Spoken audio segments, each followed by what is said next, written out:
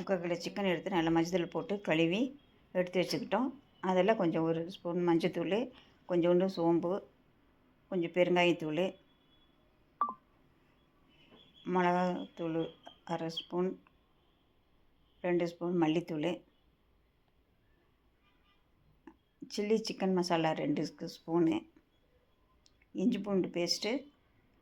1 spoon, garam masala 1 spoon, உப்பு தேவைக்கேற்ப, ஒரு எலுமிச்சம்பழம்,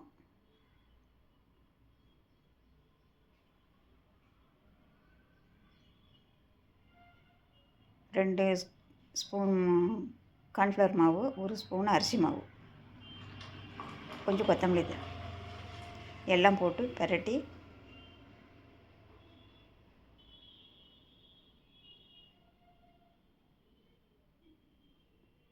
நல்லா ஒன்று சேர நல்லா பிரட்டி விட்டு 1 ஸ்பூன் ஆயில் அதையும் போட்டு நல்லா பிரட்டி ஒரு 1/2 மணி நேரம் ஊற வச்சு கடாயில் எண்ணெயை ஊற்றி சில்லி சிக்கன் ஊறுந்து எடுத்து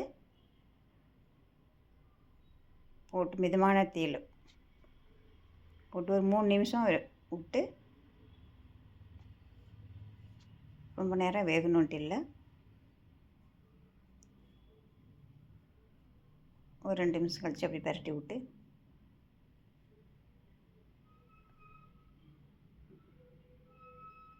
அது மேலே ஒரு கொத்து கருவேப்பிலையை போட்டு எடுத்தால் நல்லா வாசமாக இருக்கும்.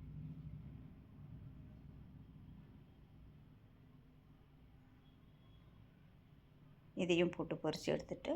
Chilli chicken ready.